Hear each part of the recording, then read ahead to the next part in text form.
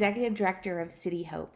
And part of what our organization does is help people leave a violent situation, whether it's domestic violence, child abuse, or human trafficking. And I wanted to take a few minutes and go over a few key points to a role that the church can have when it comes to helping somebody leave a violent situation. And I'm going to start with a story that we'll refer back to several times in the course of this training. Prior to launching City Hope and doing work in the way that we do now, years ago, I was a pastor, still am a pastor at a local church, and I was in my office on a Wednesday night after our Wednesday night Bible study, and I was cleaning up and getting ready to go home when somebody came in and asked me to come into the room where we were having the Bible study because there was a woman there that was in need of help. So I walked in, and what I saw was a woman in about her 20s surrounded by a group of some of our most amazing people from our church.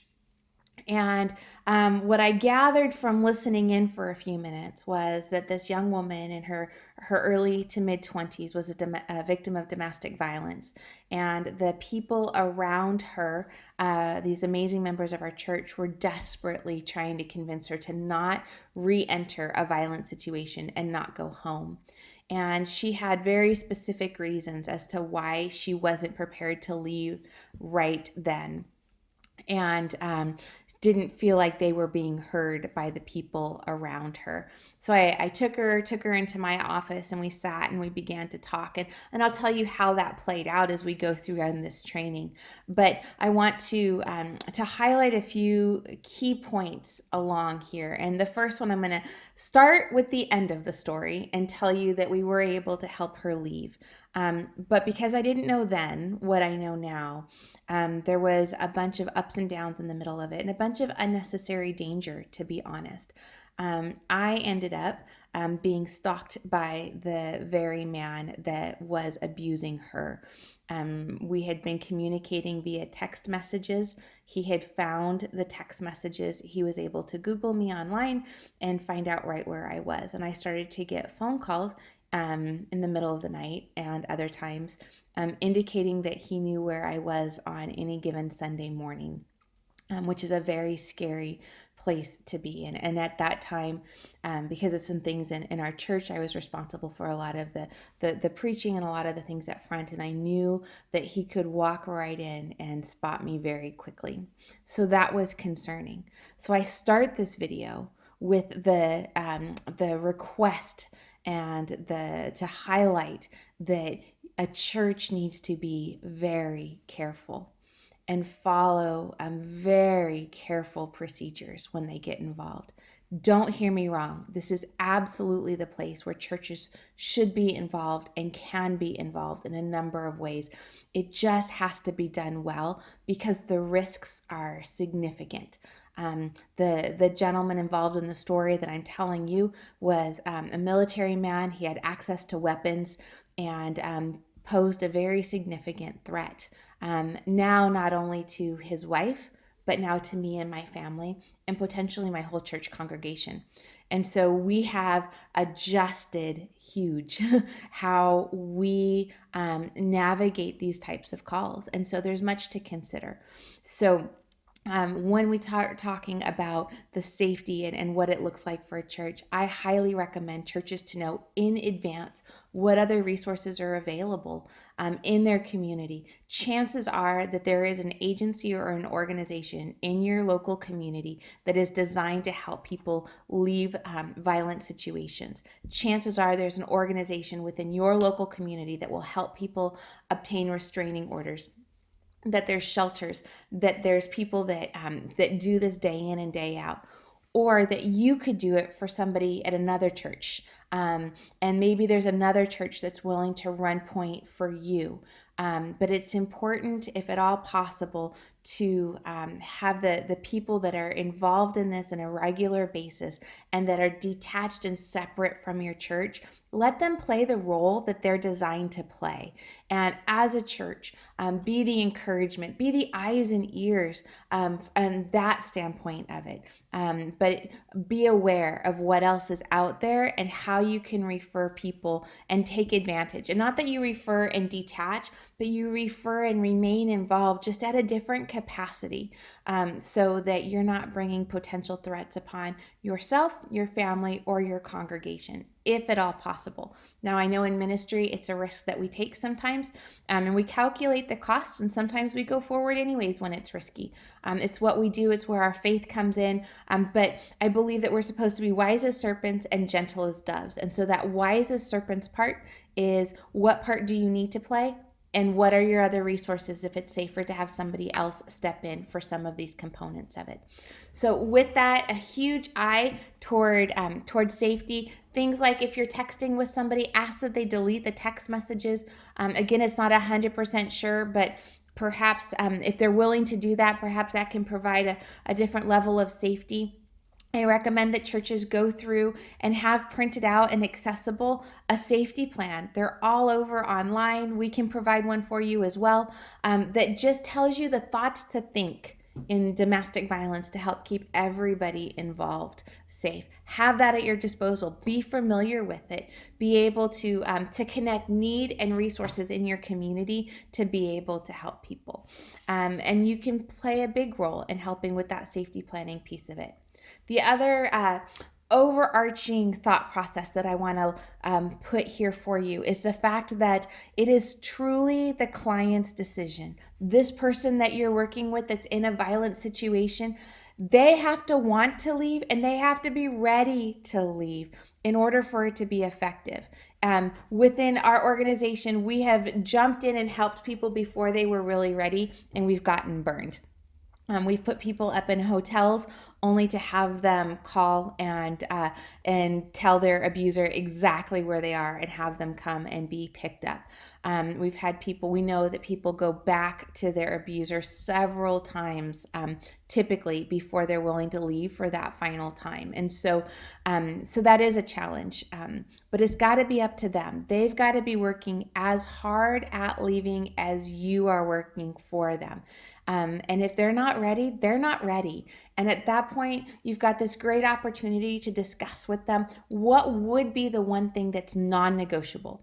If the aggressor does this one particular thing, that's it, you're definitely leaving. And have them have that thought in their mind. That's a great place to start.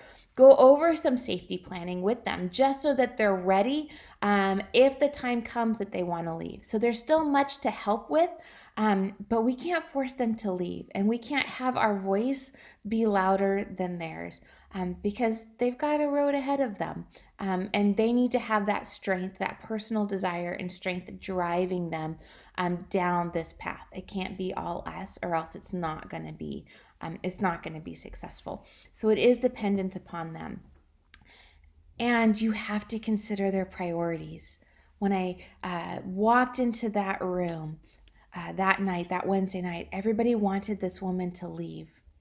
But this woman had a dog that had been with her for years and years and years. And this dog was the one being in her life that was closer to her than anything else. And she didn't think she had it in her to go on without this dog, number one. And number two, she was deathly afraid that the abuser was going to kill the dog, her dog, if she didn't get him. And reality is, we were not going to be able to make it okay for her to leave unless we were prepared to honor her priorities and address the situation with the dog. And so literally, we helped her prioritize her priorities. First off, everybody stay safe. And that's first priority. And we were able to get her to acknowledge first priority is everybody stay safe. Okay, now I understand that there were multiple priorities. What is your next priority? And her next priority was her dog. And so we agreed that we could go after the dog and we could try to do whatever we can to be able to get the dog, to be able to secure the dog, as long as It didn't violate the first priority of everybody being safe.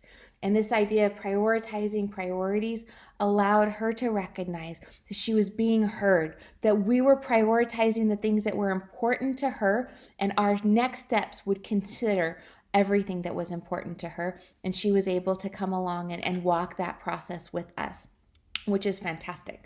So we have to honor their priorities.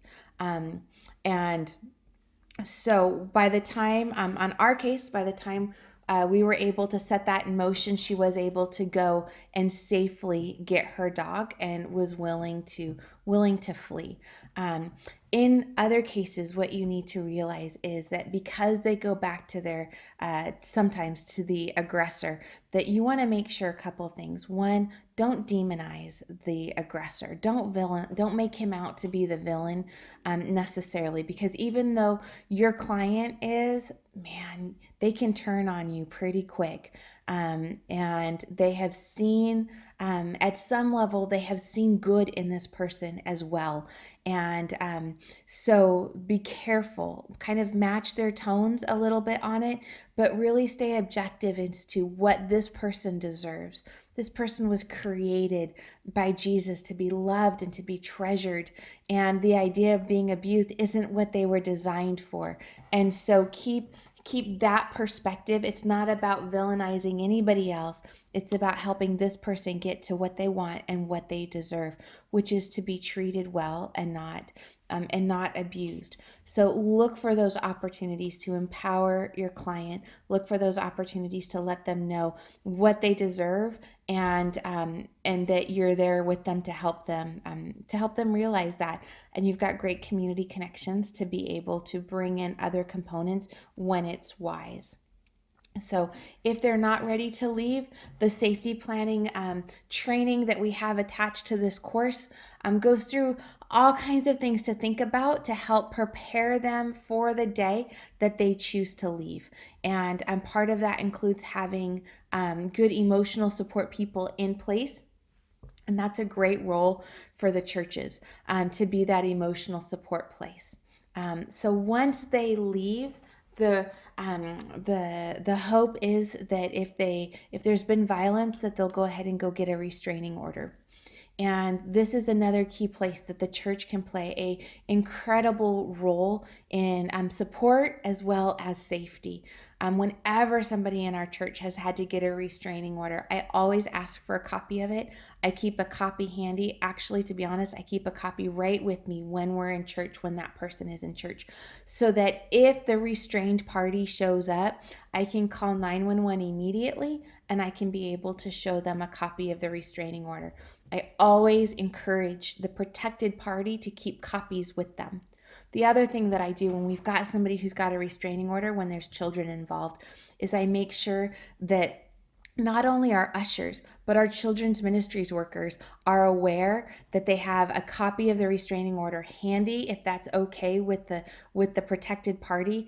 And I try to have a picture of letting them know, a physical picture of what the restrained person looks like, so that they can be on alert. We can make sure that the children are safe, and I make sure that they have access to be able to call for assistance right away. Nowadays with cell phones, honestly, if we have a children's ministries worker that sees somebody, a restrained party there at our church, they're instructed to call 911 immediately. Before even letting us know within the church building, let's get law enforcement on the way. Violation of a restraining order is an automatic new offense. It's a new crime. And so we don't have to prove anything other than the person was there. So get law enforcement in right away. And then that person can go ahead after 911 is en route and let somebody else know in the building, via text, via phone calls, via whatever alert system you have in the nursery or preschool or children's ministries, to make sure that there's immediate assistance in that regard as well. So those are some great tidbits of information for churches to be able to keep in mind. just to recap, it's got to be something that you do with a great deal of safety in mind, and our safety planning training can help keep your eyes open for some of those types of things, and that you can be aware in advance of the other community resources that are available to you. You can help to prioritize the priorities for the victims so that they know when they're ready to leave and they can be prepared. Start that safety planning with them if they will allow you to. And if they actually leave, then encourage the restraining orders and handle that well if the restraining order is issued and granted, so that you can be part of the solution for these families. We know, I've seen it time and time again, where in these moments, when these people are told that God had a different plan, that this wasn't God's will for them, but they were designed to be treasured and designed to be honored, that it opens up a door for them to receive the love of Jesus in a way that maybe they haven't ever before. We're really careful to not push that when they're vulnerable, but I also don't miss an opportunity. If they say things like, I don't know why God would put me through this, man, I do not ever let one of those opportunities go by to tell them, hey, in my opinion, this wasn't God. This wasn't an expression of God's heart for you. It was that you would be treasured, and Him helping to get you away from it so that you can be in a safe, good place is much more representative of His heart. So churches play a huge role. We just need to do it wisely. We need to be aware of the resources around us and the processes, and then we just need to support and love well. Thank you for being willing to be part of this type of work for your community. It builds kingdom for sure. So thank you.